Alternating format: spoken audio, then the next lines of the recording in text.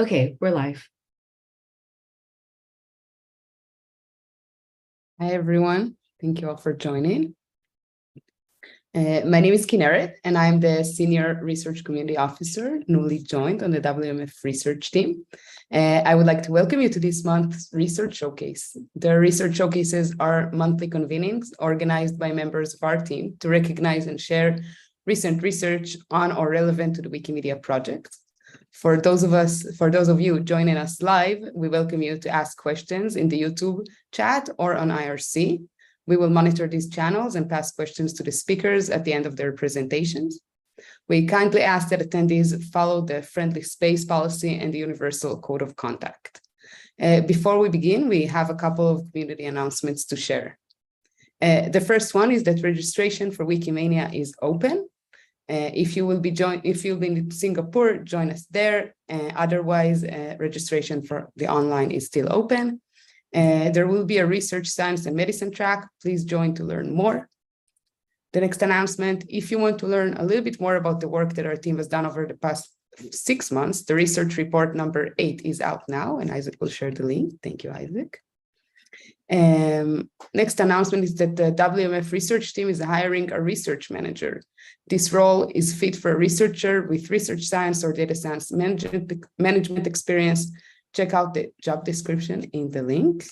And for our final announcement, I'll turn it over to Hal Treidman from our colleague. Hi, everyone. I'm going to share my screen really quickly. Can you all see this? Great. So I am a senior privacy engineer with the WMF privacy engineering team, and I'm proud to announce the release of 8 years of differentially private page view data partitioned by country, project, and page. This is a long-standing request from many sides of the research community. It's a big data set. It's 263 million rows, and it's growing every single day. And it encompasses 342 billion page views, including 255 million rows and 295 billion page views that were previously deemed too sensitive to release. There's a table here to compare the old data set, which is available via the page view API, and the new data.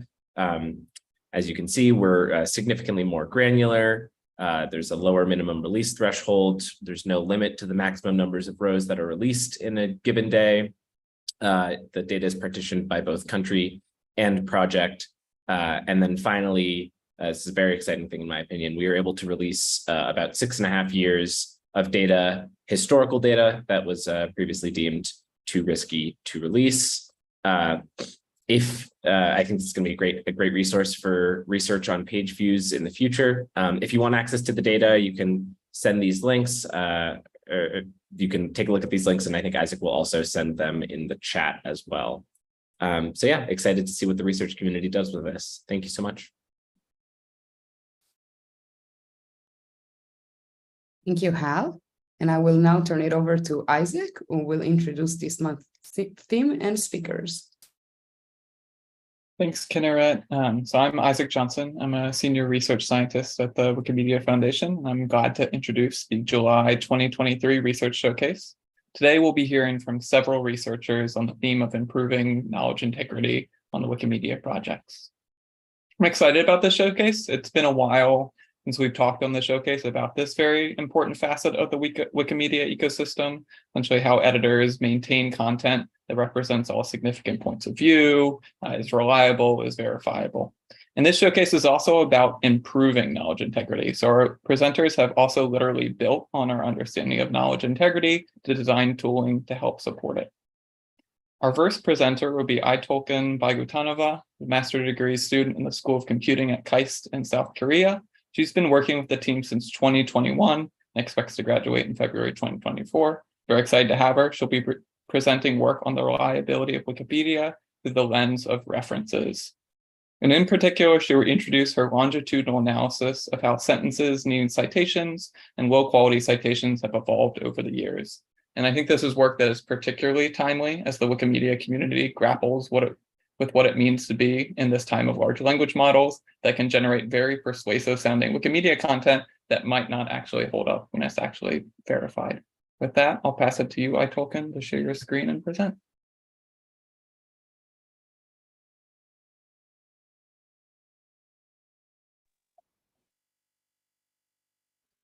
Okay, I'm sharing my screen. Can you please confirm that you can see it?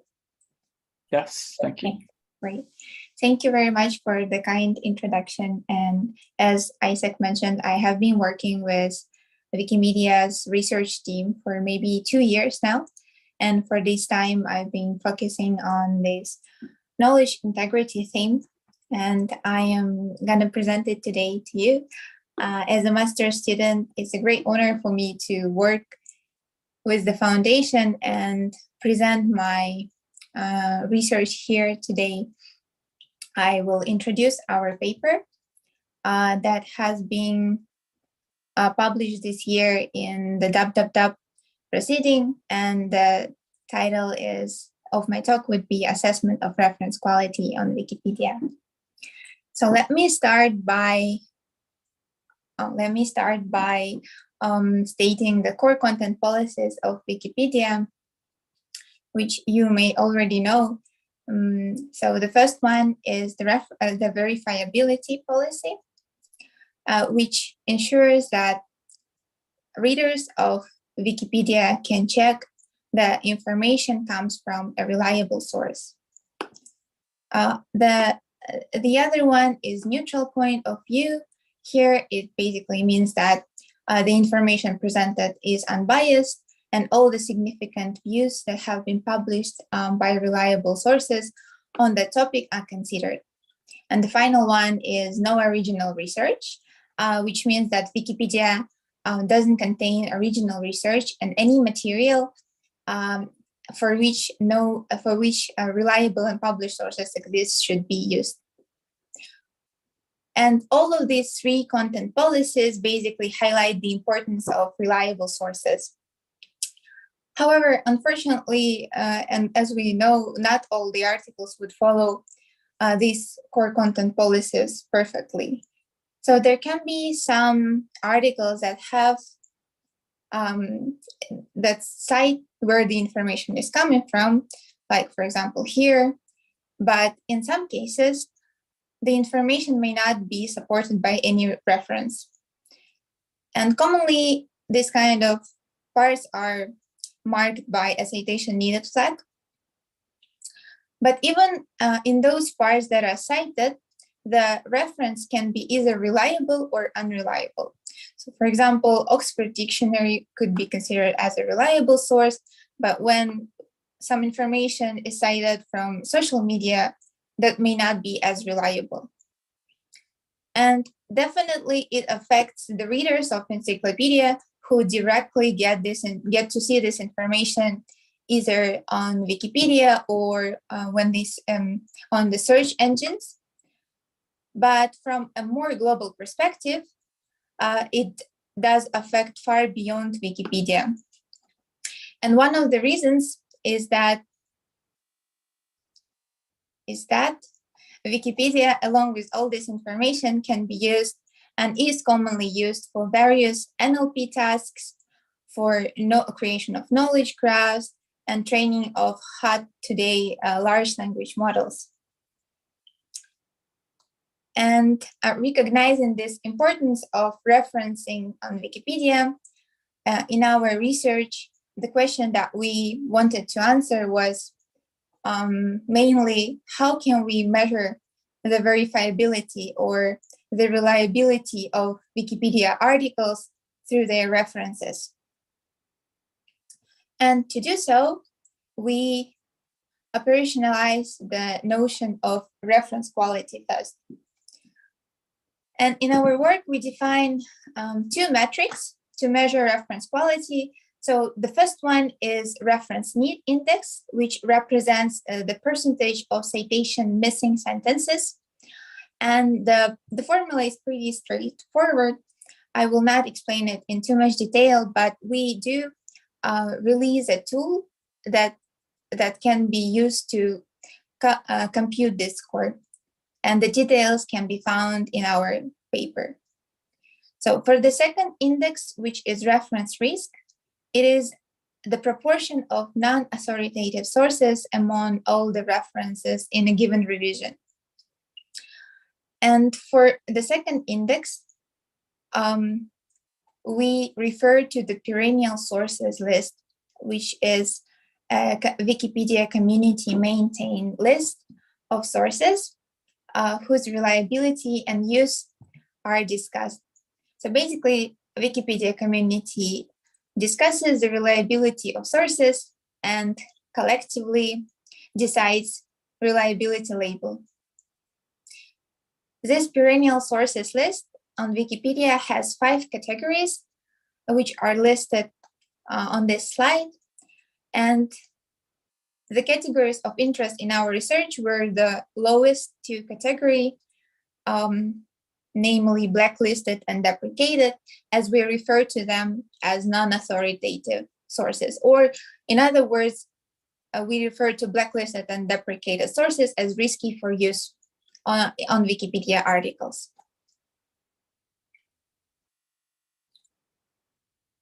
And let me give you an example of how the 2 scores are calculated so that to make sure that you understand what the 2 mean and how they can be computed.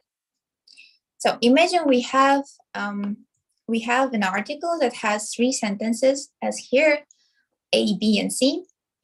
And then to calculate our first score, which is reference need, we look at the 3 sentences and suppose all of them need a citation.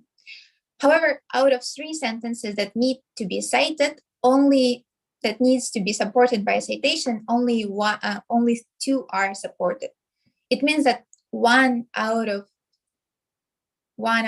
3 sentences need reference. Now for the second index, which is reference risk, we only consider the references that exist in that article. So in our case, we have only sentences B and C that have citations. Then we combine this with a list of reliability indices. In our case, it's a Perennial sources list. And then we find that one of the 2 citations that were used are risky, which result in 1/2 of reference risk. So I hope now you understand the two metrics better. And with this, we created 2 data sets. The first is 20K randomly sampled pages, and the second was 10K most viewed pages. And we tracked revision history for these 30,000 pages over 10-year period, so from 2010 to 2020. And here we give the size of the revisions, and for each revision, we also provide the reference quality scores. For those who are interested, the data sets are also released, so you can familiarize yourself as well. So with this setup, the first research direction that we wanted to pursue was to assess the reliability status of Wikipedia through the lens of its references, or in other words, reference quality of Wikipedia. And to do that, we looked at the evolution of reference quality over the 10-year long period. So here, first score I will show for reference need. And we can see that reference need has steadily decreased throughout the analyzed period. And in year 2020, mean reference need score reached nearly 38% for the 2 data sets that we considered. What's also interesting is to observe the evolution for topics. Here we considered this 4 meta categories, like history, STEM, geography, and culture. And we can see that the culture related articles, which are shown in dash dotted line, tended to have better citation coverage. And better citation coverage means a lower reference need scores. And for our second metric, which is reference risk, we observed that throughout this analyzed period, it remained below 1% for both data sets.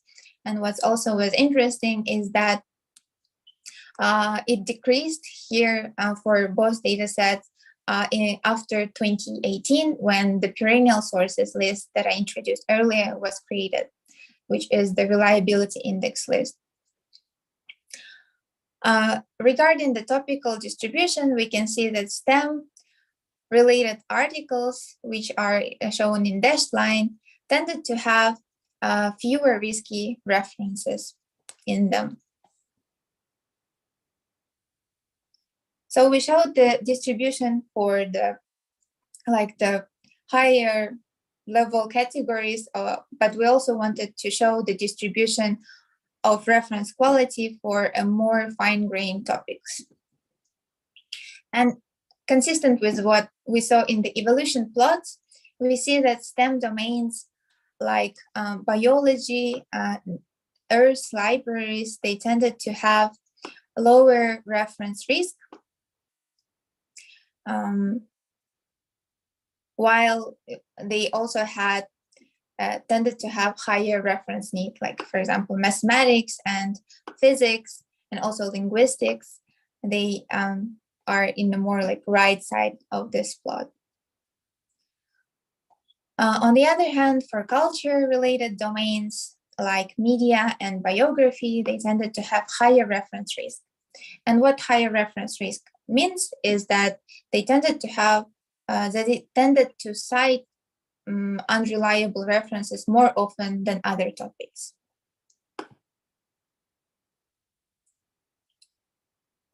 Now, once we assess the status of reference quality, we also wanted to suggest the strategies or assess the factors that affect reference quality of articles on Wikipedia. And as Wikipedia editors are the major part of the content, and as they are the ones who create the content and maintain the content, the first thing that we did, we looked at reference quality and editors. And what we did, we conducted quasi-experimental analysis using some matching techniques, where we looked at experienced and novice editors and how they changed reference quality scores. So we have these two scores, and DRN and DRR basically means the delta or the change in reference need and reference risk scores. So we can see that for the experienced users, on average, they tended to reduce the reference need and reference risk scores, meaning that they improved reference quality. And for novice users, they tended to increase or not, or almost not change the reference quality scores. So they had the positive change of reference need and reference risk. Another experiment that we conducted was to look at the interaction of editors between each other, and especially novice editors with expert editors. And in our experiment, the scenario was co-editing articles with expert users. So we can see then there are two groups of users, those who co-edited articles with experts and those who did not co-edit articles. And then we observed that novice users who co-edited articles with experts were more likely to avoid increasing RN and RR scores, meaning that the increase in need and risk that they caused was lower than for those who didn't co-edit with experts. We also looked at the importance of community initiatives like Perennial sources list and how it correlates with reference quality. And here we look at the lifespan of risky sources 1 year before and after they get classified as bad or unreliable in the Perennial sources list. And in our experiment, we define lifespan as the time elapsed between the addition and removal of reference. Not to complicate this figure too much, I will just explain the median lifespan given the example with the median lifespan, and we can see that the median lifespan of risky references before they get classified as bad was about 150 days, while for risky references after they get classified as bad, the lifespan decreased to around 45 days, which is more than 3 times lower lifespan, which may indicate that once editors are aware of sources being unreliable, they tend to avoid or remove such references. Now, I also want to just briefly mention the further extensions of this work, because our work was limited to English Wikipedia, but we recognize the importance of multiple language editions of Wikipedia. So we also wanted to extend and understand the reference reliability status across multiple language editions of Wikipedia. So we use the same classification of sources into unreliable and reliable as the one that I introduced earlier.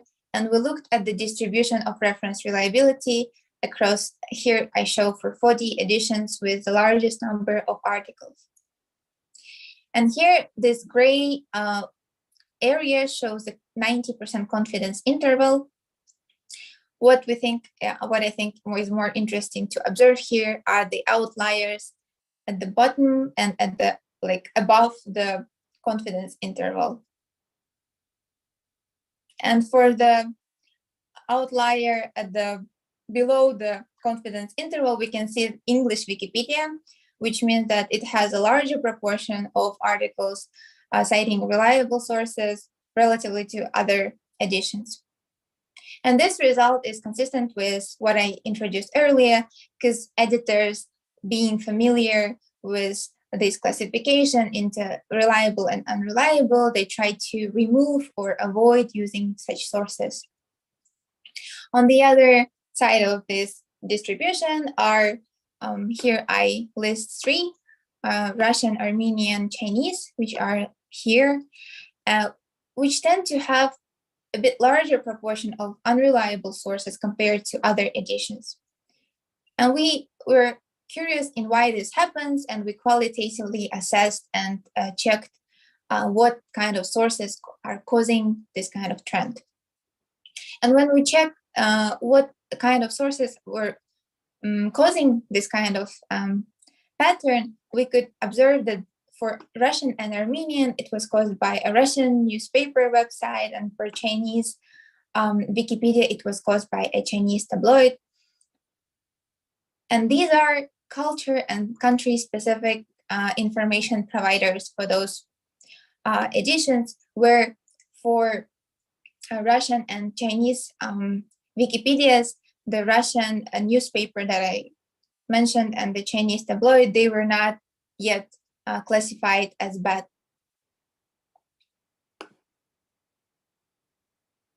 To sum up, our work shows that the reference quality of Wikipedia is improving, which is a positive sign. And we also want to emphasize the importance of expertise sharing. Maybe the platform should consider matching editors of different experience so that they can co-edit articles together and collaboratively create the content.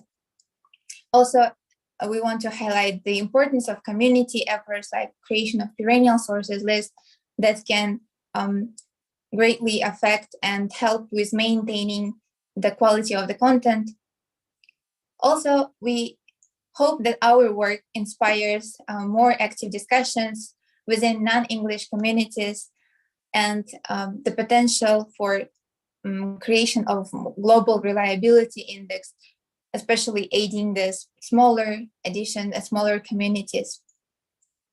And these are the links to our dataset and our paper. Thank you for listening for the presentation, and here is my contact information in case you have any questions. I am open to questions now. Yeah, thank you, iTolkien. That was an excellent presentation. I'm going to start with a question from YouTube, but then I'll open it up to other folks in the room and any other questions we have coming in from YouTube or IRC. The first question is how you might evaluate sources that aren't on the Perennial sources list for reliability. Yeah, this is one of the concerns that we also had. So we tried using external reliability indices in our work as well. I didn't present it in today's presentation, but in our full paper, you can have a look.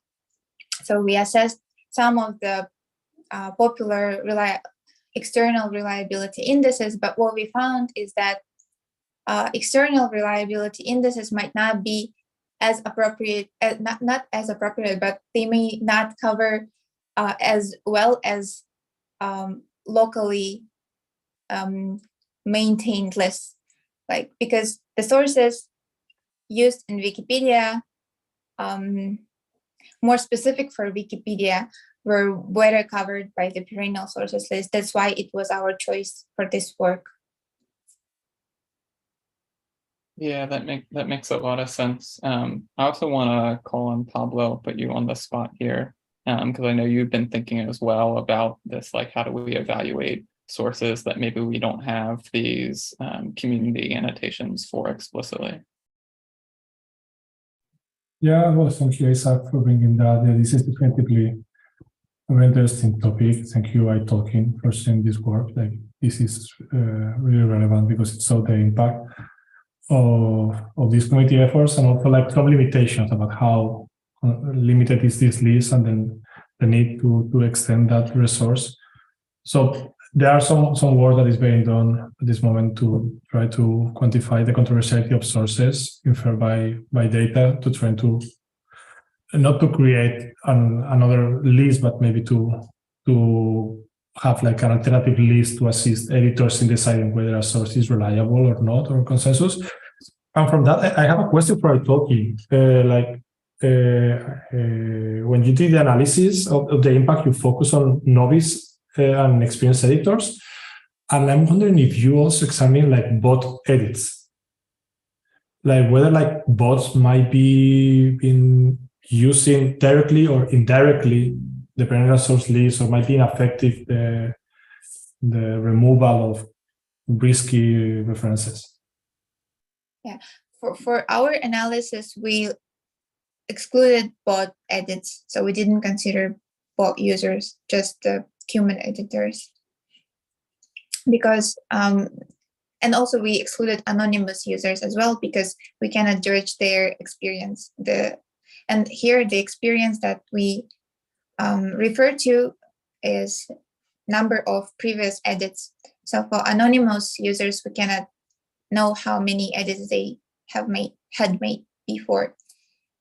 And yes, and we exclude bots as well. Thank you. Pablo, I'm actually gonna forward on a question from YouTube that was questioning or asking whether you know of bots that do add sources, just as an additional piece of context for that question.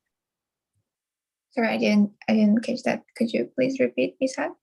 Sorry, that was for Pablo. There was a question about whether there are bots that do add sources, whether you know more details about that. So I thought was interesting context for the question. The add sources? Yes. Yes, actually, there are a lot of bots. And what we found, we actually also looked at bot edits as well. So we found that bots, there were a lot of bots that were adding references. So I remember, so there were bots, something like that, the bots that were cleaning up the references. So there were a lot of edits from those bots that were editing the link in some way. Also, many edits were coming from bots who set the security protocol of the link, something like changing HTTP to HTTPS, something like that. Yeah, and Diego mentioned in the chat, internet archive bots as well. Yeah, I think there were many edits from the bots. And yeah, thank you for the question. Yeah, thanks for those additional details. I'm going to pass it now to Tanya, who had a question about the editor experience analyses you did. Hey there, thank you so much for this fascinating presentation. Just kind of on the topic exactly of this slide, I was wondering if you found differences between this experiment on the topics, so like culture and etc., whether you looked into that. You mean topics and editors for this experiment? Yeah, whether there were differences specific to topic based on this. So this experiment, the way we conducted this experiment is we tried to match revisions, tried to match similar revisions, but from the only thing that would differ is that one revision is from expert user and the other one is from novice users. And also one of the variables that we used for matching was topics. So we matched editors editing basically the same topic article, something like that. But I haven't looked specifically what topics caused more difference in the score, but I think it is an interesting thing to look at. Yeah, thank you for the question.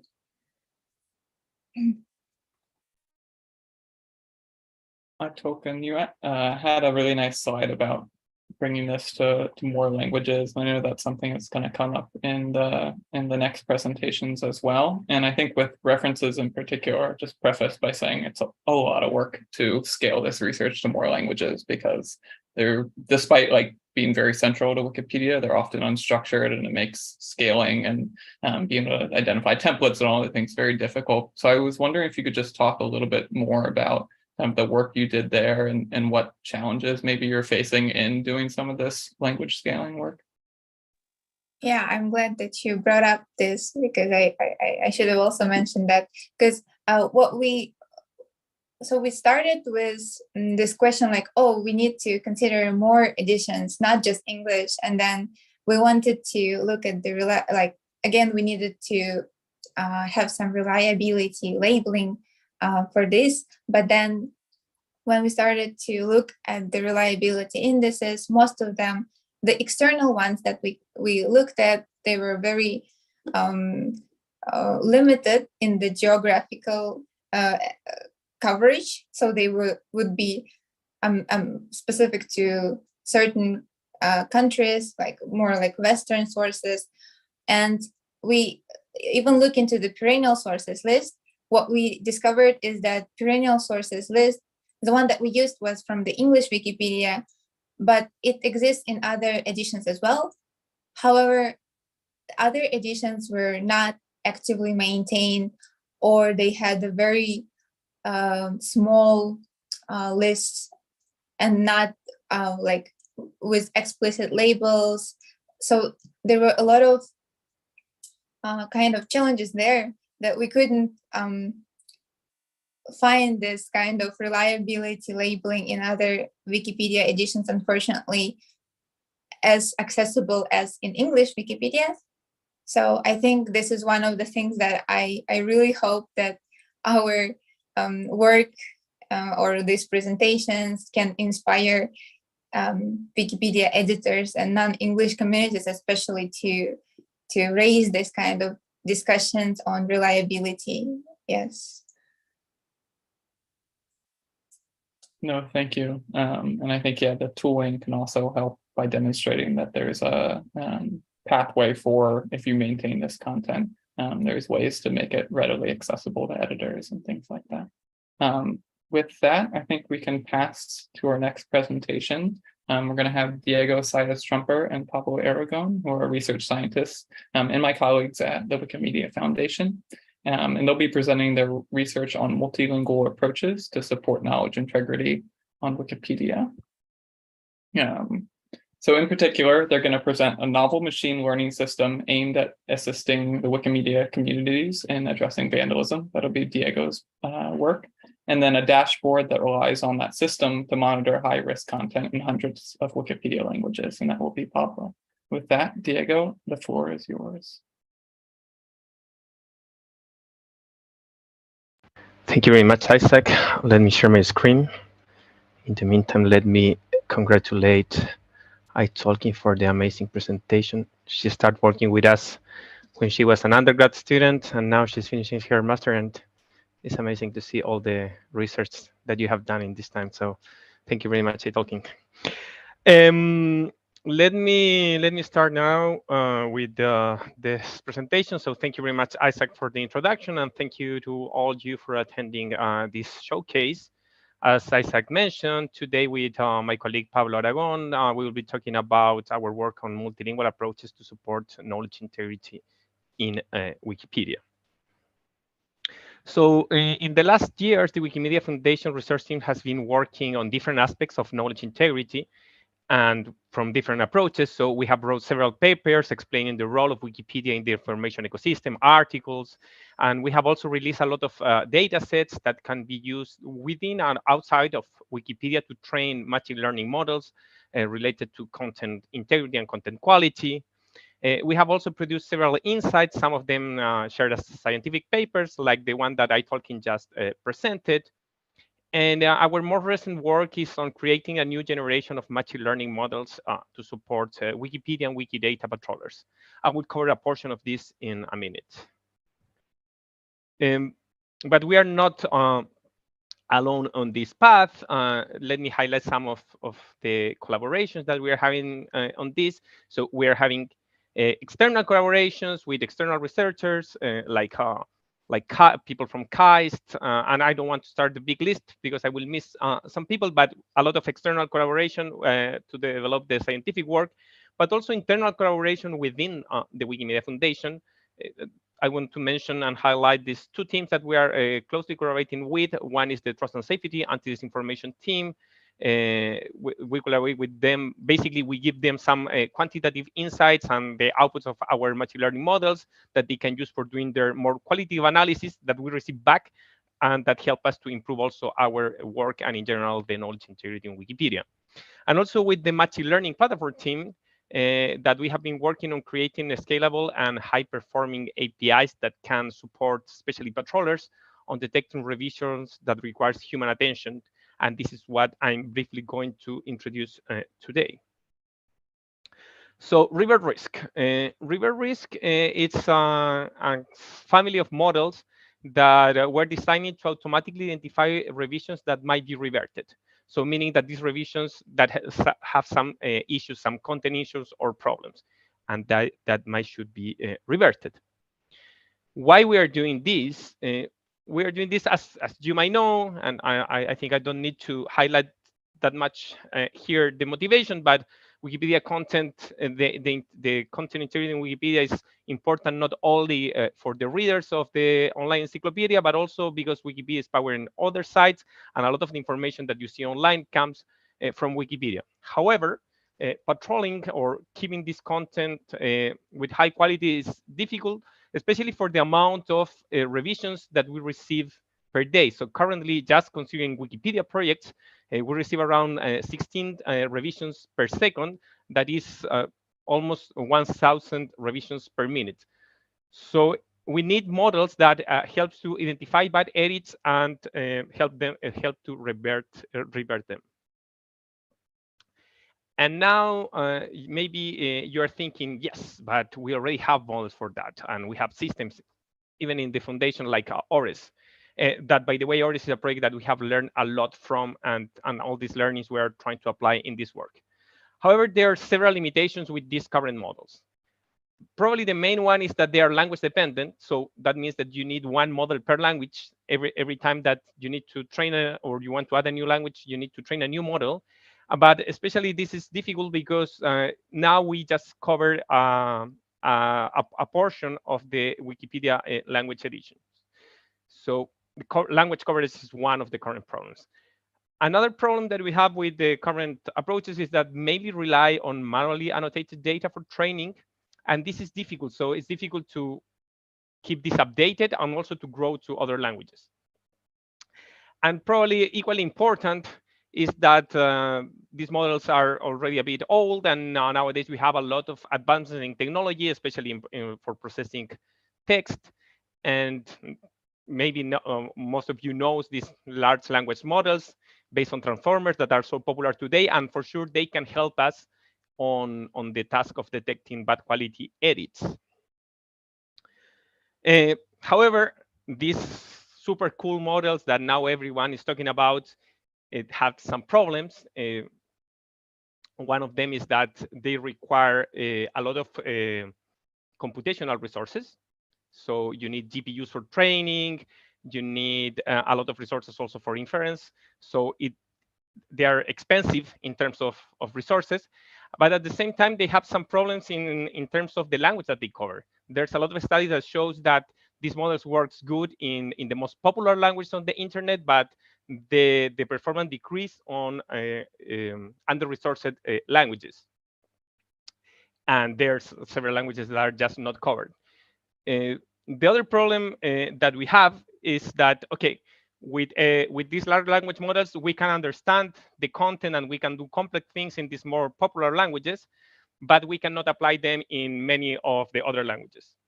The other approach that we can take is go with metadata and with some rules like what the old models are doing. But the problem with metadata is that this introduces a lot of bias, especially related with the editor's characteristic. And we have found that it's especially difficult for these models to perform good with anonymous or IP edits. So in a nutshell, these new models are cool, but they are expensive, they are a bit slow. But the problem is that if we don't use it, we cannot have coverage we cannot cover for complex edits. So what is our solution for this? Basically, what we did was to develop two models.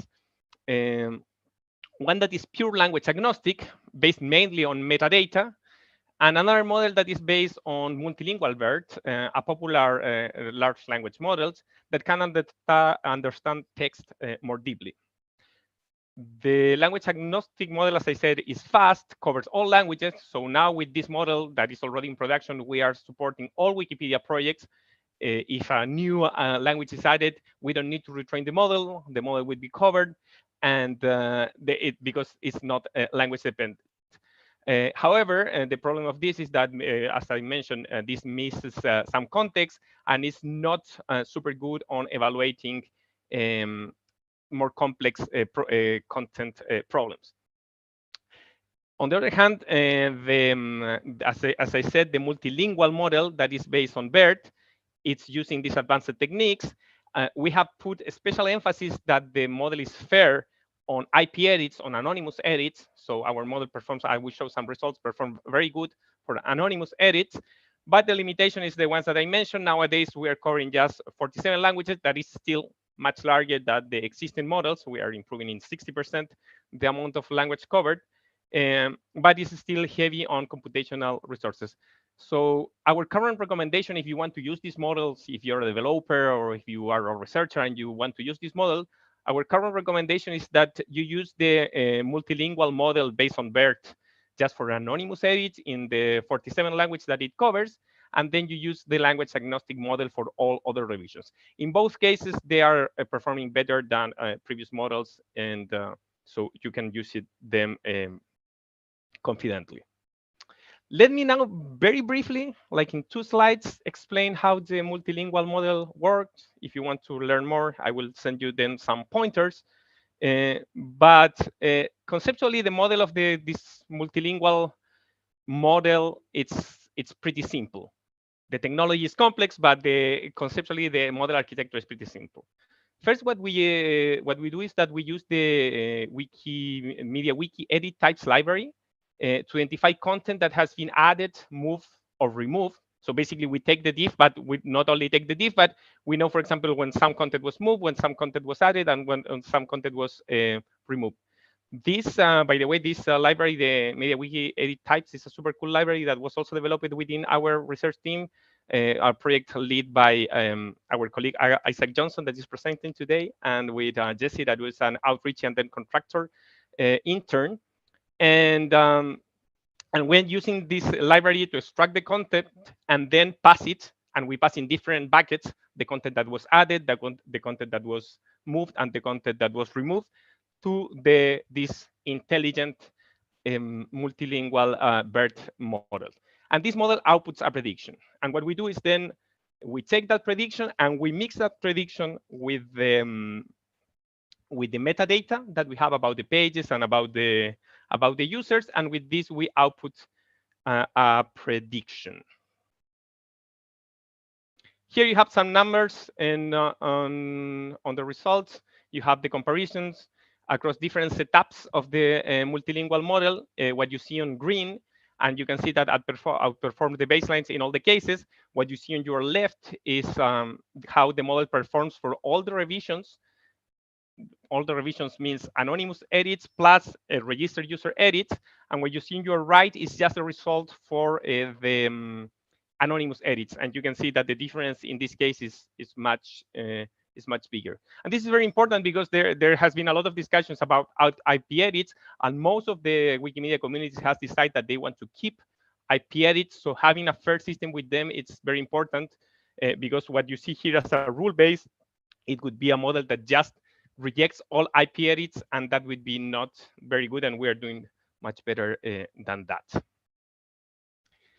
If you want to, you don't want to just believe these numbers. If you want to test and play with the models, you can go. The model is already published in the LeafWing documentation AP page. The LeafWing is the system that was developed by the machine learning platform team to serve machine learning models. So if you go to that URL that will be shared in the chat too, you can go play with the models. It's pretty simple to work with them. Here you have an example of how they work. You can work from your command line or from a Python notebook. Test it here. If you remember the first example that I showed that was in the slide about Mariah Carey and why this revision needs to be reverted, you can test how the language agnostic model, how the multilingual model works with it, and you will get a prediction. It's important to highlight the prediction true means that the revision should be reverted.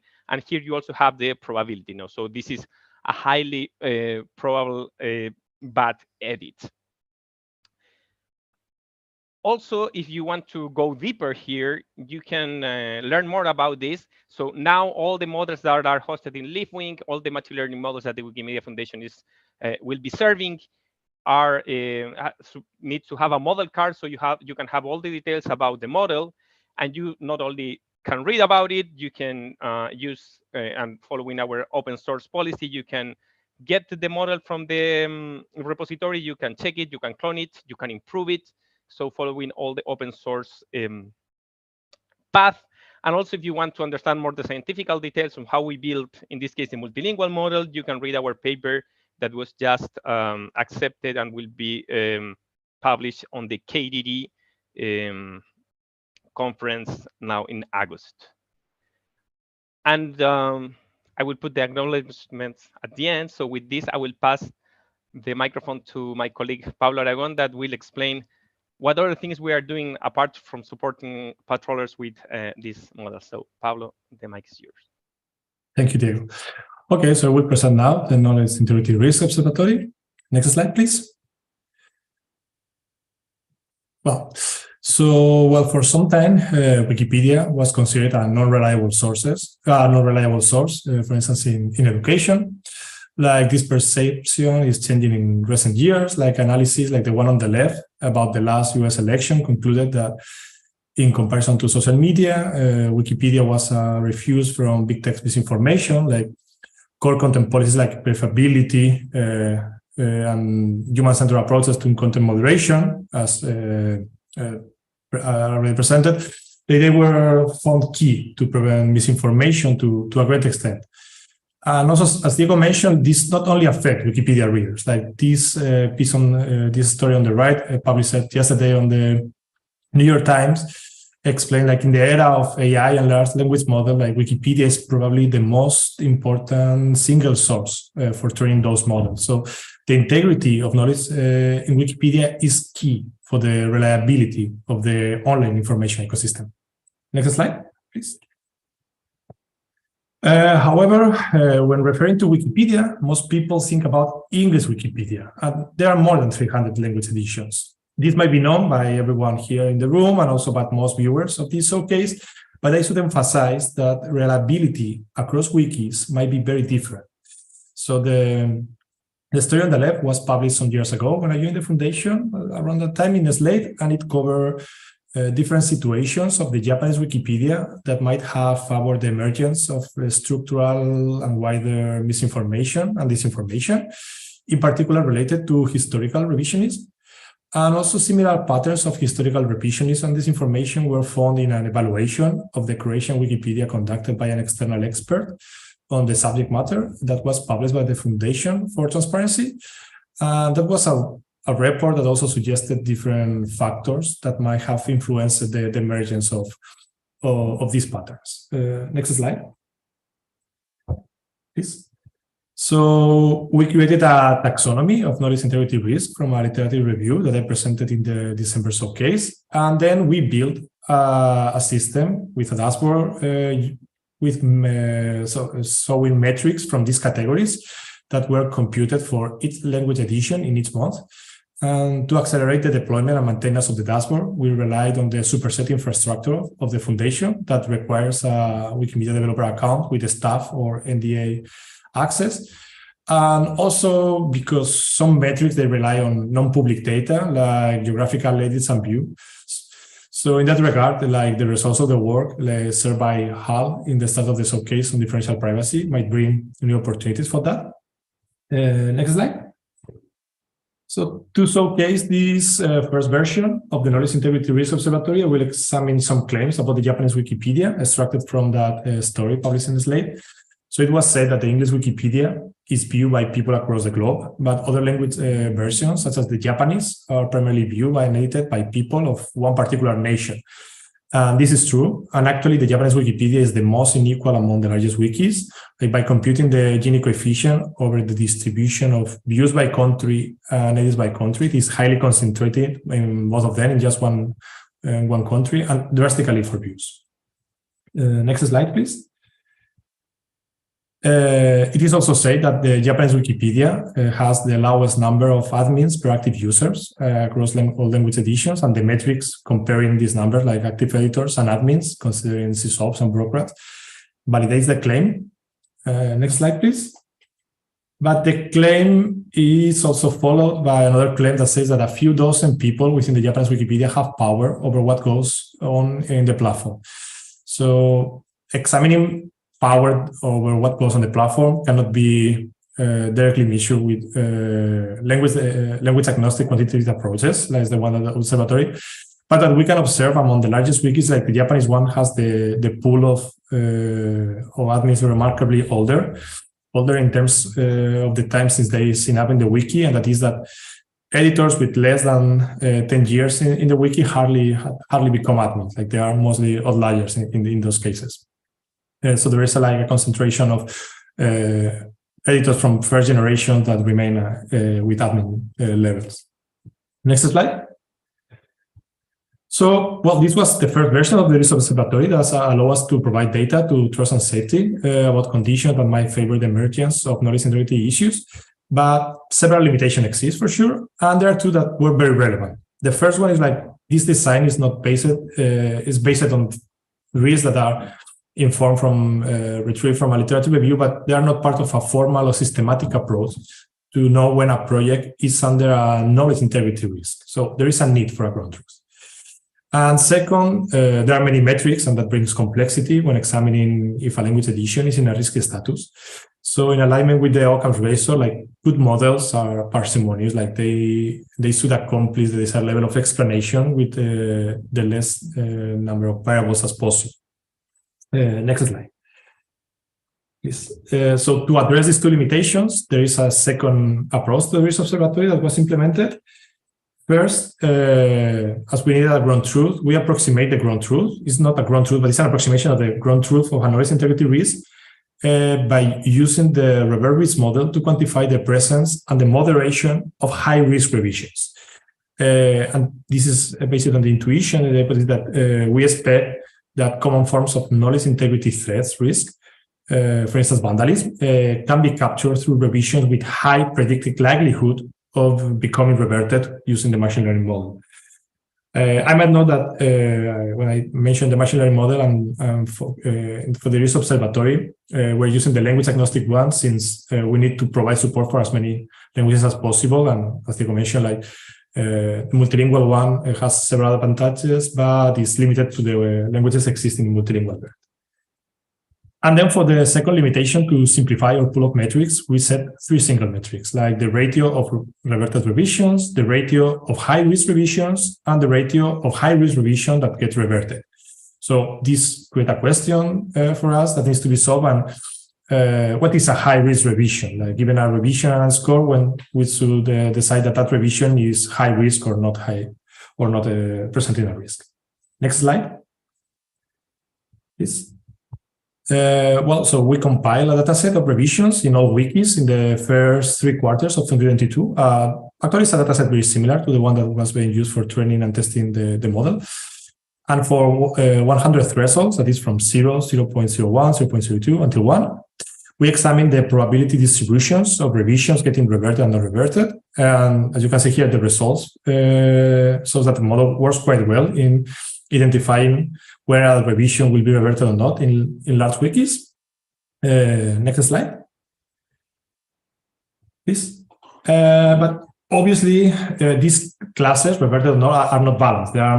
Fortunately, there are many more revisions that are not reverted, that are bringing value. That are part of knowledge creation. So also there is a known and measured bias towards IP edits, and the model was not trained with bot edits, since these bot edits are generally expected to be done in good faith. So therefore, we conclude that a high-risk revision must be a revision done by a registered editor that is not a bot, and with a revert risk score. It means like the output of the model upper to the threshold in which the model accuracy is maximum for that wiki. That means, and this is an example of the French Wikipedia, that a high-risk revision is a revision from a regular editor, registered and non-bot, with a score from the machine learning model upper to 0.96, which is the threshold in which we are able to, if the model accuracy is maximum, like we capture like larger percentage of true positives and true negatives. Next slide, please. So yeah, with these thresholds and extended data set of all revisions in all wikis in 2022, but also in 2021, we have generated a new prototype with a second version of the Knowledge Integrity Risk Observatory.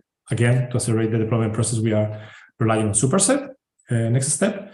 And I will show you an example with the Spanish Wikipedia, because, well, I'm taking this one because my mother language, so I can provide you like a better understanding. Like, well, we observe that there is a decay trend on the ratio of revisions getting reverted over time. But interestingly, we only focus not on the revision rate, the revert rate, but the revert rate of high-risk revisions. We found a remarkable drop in the months of July 2021 and July 2022. That means like in those months there were like lower rates to moderate those revisions, and we are interested in gathering more data to check if this is a seasonal effect. Maybe, well, for instance, the Spanish Wikipedia, there are many editors that are visiting Spain, and it's typically time for summer holidays. But to have a better understanding of one of these peaks, we have examined pages that presented many high-risk revisions in that month, in July 2022. Next slide, please. And as you can see, many of them are related to football teams and players. We inspected a sample of high-risk revision in these pages, and many of them there were single acts of vandalism, like adding offensive nicknames to football players. However, not all pages are about the sports. There are, in this top 10 ranking, 2 pages about politics, one about the biography of Raúl Castro, the former president of Cuba, and the page of paramilitarism in Colombia. We inspected high-risk revisions with the observatory. Is also this data is also presented in the dashboard. And this is one example. This is a revision of this information on the biography of Raúl Castro, stating that he was married with a commander of the Cuban Revolution. That is not true. And this could be an anecdotal case of vandalism. But if anyone examined the contributions of the editor, like similar edits with this information were made in pages about the recent history of Cuba, in Spanish Wikipedia, but also in Wikidata and Commons. So now we have one dashboard that allows to navigate very easily and very quickly all this data. Next slide. So what's next? Next slide, please. So one future line will be to extend this approach of using implicit annotation like reverse in other cases that are relevant for knowledge integrity, like new page creation, article protection, and also there is a model that Diego and the team is working on Wikidata. It's in evaluation phase. And we're interested in creating new models, but also we're also committed to analyze the already existing models to continuously improve them. So we're interested in examining whether like the way that these models are trained using like general dumps with data from all wikis are over-representing like patterns of large language wikis, and we should balance to get more patterns and specificities of every individual project. Also, Diego mentioned like there is a bias against certain edits, like IP edits, and we are interested in also examining other sensitive groups of community members, like newcomers, and that relates to what I talk in present. So, trying to mitigate like these model sanction, like good faith editors that they are just missing some knowledge to contribute to Wikipedia. And last but not least, like these models are using implicit annotation, like reverse, but we can also incorporate explicit annotation, like feedback from editors to retrain the model, or also the model could be retrained by monitoring data drifts that examine whether like a model needs to be retrained with more recent data that capture like new dynamics. Next slide, please. So yeah, like these machine learning models that Diego has been leading this work were built with a team with Munisa Aslam, Mikola Tokimovic, and Aiko Chu, with great support from the machine learning platform. And the iteration with the Research Observatory have benefited from the very valuable feedback from the Trust and Safety Disinformation team. So thank you all. Thank you all for all these contributions. Like we are always committed to external collaboration, but these internal collaborations are as important as the external ones. Next slide. And thank you everyone here today for your attention. And now we are pleased to start the Q&A. Thank you very much, Diego and Pablo. As we kick off the questioning, I'm going to pass it on to Martin in the room. And remind folks on YouTube, if you have questions, please put them in the chat there.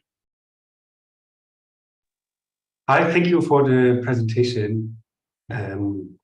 Very interesting. I have a question around the observatory and the potential scores or risks it could surface, and whether I'm interested whether there's a way you have in mind. I imagine it's very difficult to validate the output of this model in terms of, okay, maybe it mentions there's a risk for a specific wiki at a specific point in time. Is that something we could, validate if that is true, either like maybe with specific events from the past where we know there were specific issues or so? I don't know if you have been thinking along these lines. Thank you, Martin. Like, this is an excellent question, and this has been a question that has been like questioning me like for months or even years. So this is one of the main challenges, like how to retrieve like high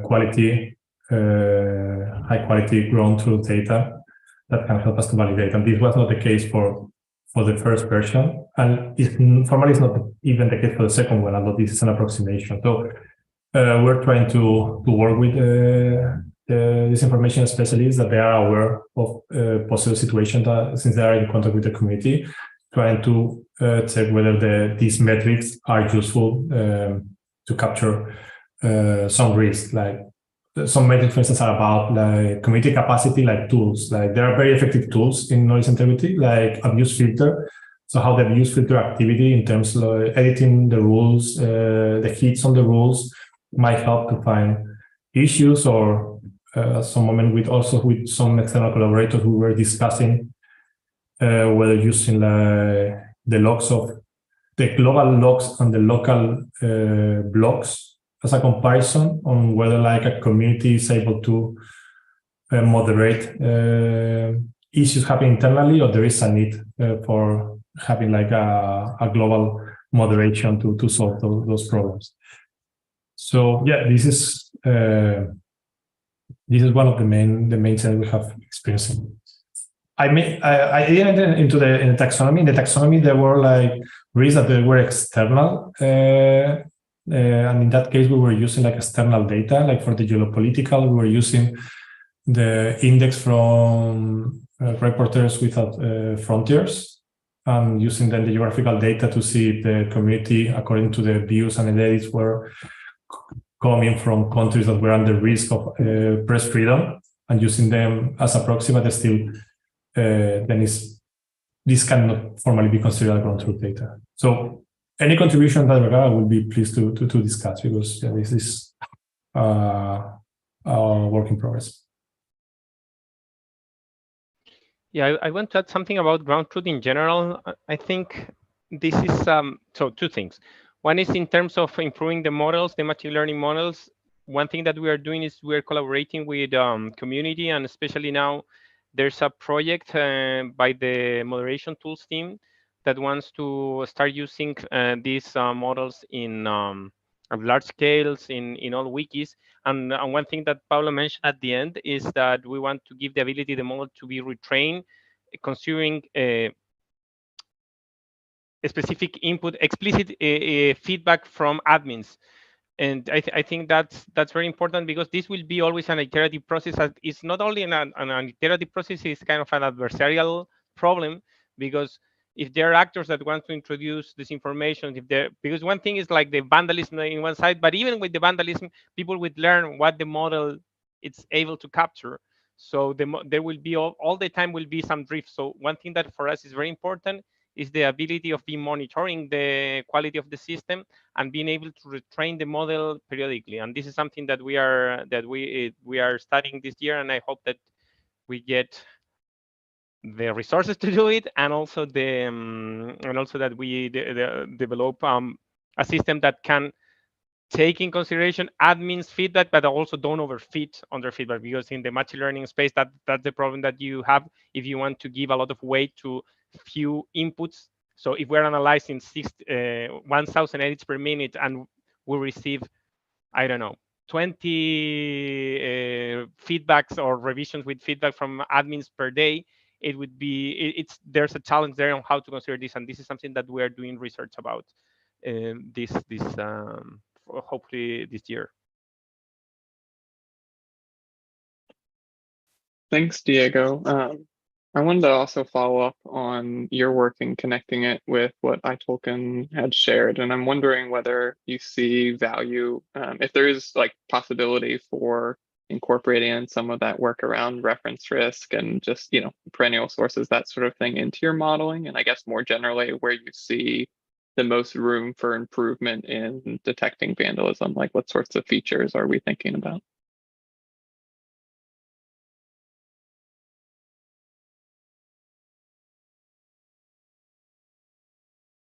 Sorry, I can say that again to Diego. The thinking about how can others not hear me? Or... I think Diego got frozen for a while. Yeah, sorry, my audio breaks, but now it's good. Okay, I'll just repeat, which is thinking about how we can connect iTolkien's work to what you were doing with vandalism detection, incorporating in features like that, or just features about other aspects of content. Yeah, that's a super good question. We are in this learning process because given that this is applied research, we always need to see what things can be applied on the wide later.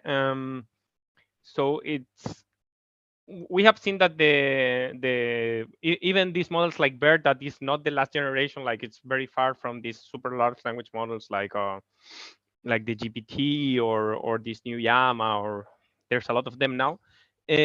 Is that okay? We can be able to isolate some specific type of behaviors, like for example, adding unreliable sources, or I don't know, adding there's a lot of interest to patrol on images.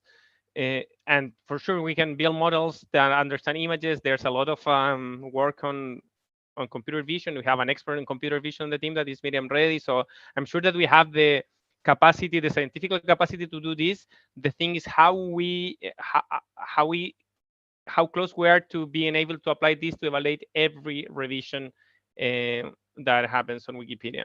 But yeah, and Isaac, you're aware that the work that the edit team is doing also on revisions. So maybe if we are able to understand if some specific taxonomy on the revisions, and that's why the edit type is super useful, but also what the edit team is doing, trying to work, for example, with reference. If we know that this is a specific edit on a reference, probably using a tool or something on the visual editor that tell us, just go analyze this specific piece of text, I think it's something that we could consider.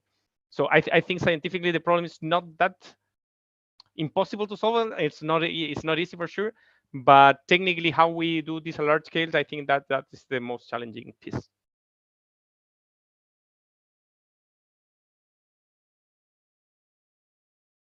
Yeah, I'm not sure if what I'm going to mention relates to what Diego just mentioned, but just to be sure, like I see one connection between what was presented about predicting the likelihood of a revision getting reverted, or all this work of the value of this community initiative like Perennial source list. Like the analysis that has been done so far and many use cases are about content moderation when the content is published. But maybe there is an opportunity to provide input to editors before publishing the edit. And I make this connection because we have this conversation on Monday with Isaac, and maybe this could assist editors while creating an edit, like knowing not only if, for instance, like a revision will be reverted, but also an important part of this model is also it brings some, and I think the API brings also some context about explainability of the model, so explaining if there is a likelihood of getting reverted, what are the reasons, and that can help to inform users of what are these conditions of that specific edit that might be then problematic in the future, so they can learn before the edit being published. And I'm making a connection with what I talked presented, because if a user is adding a source that there is already a consensus that is unreliable within the community, it might be relevant to inform the user before getting that edit. And I think it could be another interesting application. Thanks, Pablo. I think that's a good place to kind of wrap this up, pointing out we've got a lot of good work in this space, but also still lots of opportunities to support, both the patrollers and the editors and doing this knowledge integrity work well. With that, I'm going to pass it to Kinneret, who will wrap us up. Thanks, Isaac. And thank you for the presentations. This is a great showcase. I'd like to close out with a few words of thank yous to Italkin, Diego, and Pablo for presenting today. This showcase was also made possible thanks to the coordination on the team with my colleagues Isaac and Pablo, so thank you both. Isaac, thank you for taking the questions. Emerald, thank you for the AV support. And Janet for the coordination support. Thank you to everyone who watched, listened, and asked questions. Again, there will be no showcase in August because of Wikimania. So the next showcase will be in September. Our theme will be rules on Wikipedia, and this is in response to the attention that this topic received in the Wiki workshop. So we're looking forward to seeing you all there. Thank you, everyone.